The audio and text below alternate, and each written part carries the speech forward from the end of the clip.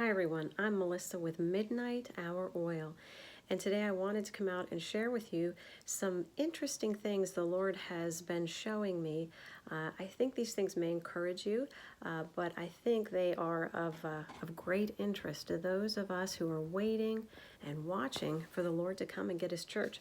Okay, so the first thing is the dreams I was given last night. Now, in the first part of the dream, I saw ashes and they were falling to the earth. And I knew in my spirit that these ashes were a burnt offering. Okay, they were a burnt offering. And I also knew that they were symbolic of Jesus' sacrifice on the cross. Now, today I felt led to go look up the meaning of burnt offering. So I went to Judaism 101. The website is jewfaq.org. And this is how it defined a burnt offering. I quote, "Perhaps the best known class of offerings is the burnt offering. It was the oldest and commonest sacrifice and represented submission to God's will. The Hebrew word for burnt offering is olah. From the root, I'm going to try to pronounce it, ayin lamed he, meaning ascension." I thought that was interesting. Ascension. Okay, second part of the dream. I'm standing before a man. He looks like some type of military officer, and he has this document and he stamps it and hands it to me. And I know that this document is my orders. It's my orders. So I start scanning it quickly, trying to find the key information I needed in order to know what my orders were. Now, I only picked up two different things from the document. The first was the date the orders would go into effect, and it simply said May. Okay, no year, just May. The second thing was the date that these orders were drawn up, and it only listed a year, and it was 1967. And in the dream I said, oh, that's 2 years before I was born. Now, I know that gives my age away, but the 2 years is very significant here. So I want to go back to a video I did 3 or 4 weeks ago about information I learned about Jerusalem, all right, and when the decree to rebuild Jerusalem went out after Israel captured it. So just real quickly to recap, in 1967, Israel took back Jerusalem in the Six-Day War on June 10th. And you would think that they would have made a decree then to rebuild Jerusalem, but they didn't. And that's information I actually went out looking for but couldn't find. But my wonderful subscriber, Ola Ilori, sent me the information. And he even sent me a document, an article that showed, I'll show it to you right now.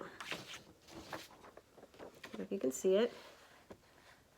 All right, when the decree went out to rebuild Jerusalem, they wrote an article about it on the 9th, May 9th of 1969. So the information I received showed that on May 6th, the Knesset gave orders to rebuild Jerusalem, May 6th of 1969. So why does that matter? Well, if you go to Daniel's prophecy from Daniel 9:25, this is very important. Now, I know Daniel's prophecy was fulfilled at Jesus' first coming, but I do believe that prophecy is cyclical, that it repeats itself. And just like Solomon said in Ecclesiastes 1:9, what will be again. What has been done will be done again. There is nothing new under the sun.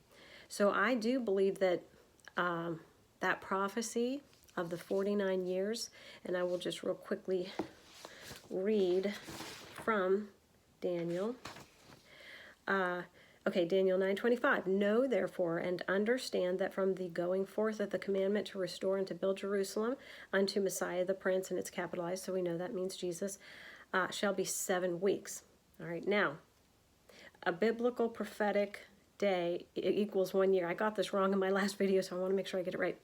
And 1 week equals 7 years, and 7 weeks would be 7 times 7, so that's 49 years. So you go from the date the Knesset gave the order to rebuild Jerusalem, May 6th of 1969, 49 years ahead, okay, that would be May of 2018. You enter the 49th year. That 49th year concludes in May of this year. So what is the Lord showing us? What is going on? Is something going to happen in May? Perhaps. I'm not setting dates. But I believe the Lord is pointing us to that time to be watching. All right? And I also want to talk about what is going on with Venezuela, because I think that this is key in how the Gog-Magog war may come about. Okay, so we know the players are lined up over in Israel. Okay, we've got Syria, Russia, Turkey, Iran, all aligned, ready to invade Israel at any given time, embedded in Syria. Now, March 31st, I think it was March 31st, a few days ago, I remembered a conversation in my spirit. I think I was asleep, but I just remembered hearing the Lord talking about Vladimir Putin. And all I remember is him saying, when he takes over. Now, I'm not sure what I was supposed to ask about that, but all I could think of is he going to take over America? So I said, Lord, what is he going to take over? And it was dead silence. But when you think about what I heard, when he takes over, I think the question should have been, maybe more like, is that a sign of something to come? I think that's something for us to watch. Well, I think Venezuela is what the Lord was talking about when he takes over down there. And, he's getting his troops in there. He's getting embedded in there. And then just recently, China sends a batch of humanitarian aid to Venezuela, as well as troops to an island in the region to support Russia, their ally, in keeping Nicolas Maduro in office. And that's after Trump had given, and the leader of Brazil, told Russia to get their troops out. Well, instead of doing that, we've got China coming in behind them to support them. So now, all right, Juan Guaido, he's the man the Venezuelans want to be their leader. Apparently, on April 6th, and I know there's a lot of talk about April 6th, I haven't heard what people are saying about it, but this is all I know about April 6th. Juan Guaido is calling on his followers to rise up and start a revolution. All right, they want to take Venezuela by force. Okay, if the U.S. would go in there now and try to assist Venezuela and try to assist Juan Guaido, which President Trump supports Juan, and so do many other leaders in the world, that would be like an act of war against China and Russia. Now, how many people have had visions or dreams that both China and Russia invade the United States? I have heard of many.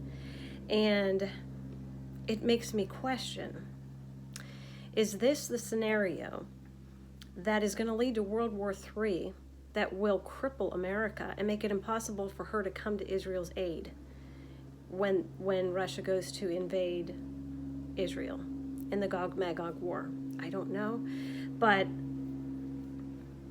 I feel like these are important things that are unfolding that we need to be paying attention to and even praying about.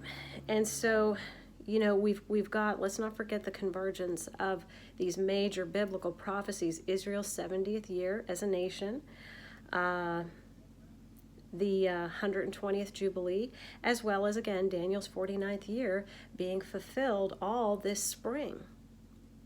What does that mean? I don't know, but I believe it's important for us to be watching right now. Last thing I want to talk about is this time of darkness. Okay, I've been hearing a lot about it. Some people have been reaching out to me about it, and I see where people are putting out a lot of videos where they're hearing a word from the Lord about this time that's coming on the earth.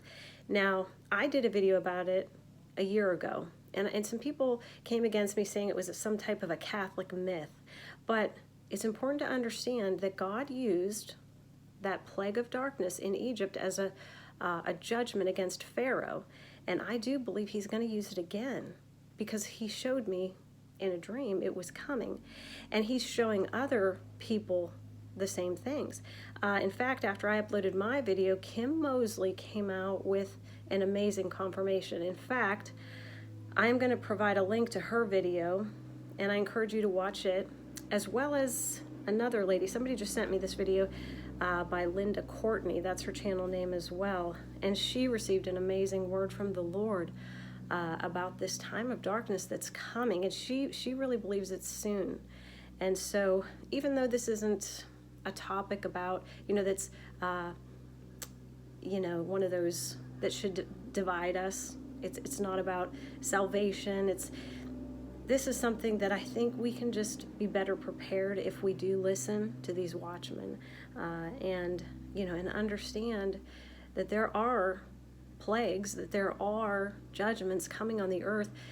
We see them right now. Okay, so we know we're gonna see stuff before the church is taken out. But I do believe, we are nearing that time so quickly. So I just encourage you, church, keep praying for your loved ones. Keep reaching out to whoever will listen to you, share the truth with them. And if you don't know Jesus as your Lord and Savior, please take time to read the information I've provided in the description box. We don't have much time. As always, it is my prayer that we will all continue to keep our lamps burning bright while we wait for Jesus. I love you all. God bless you.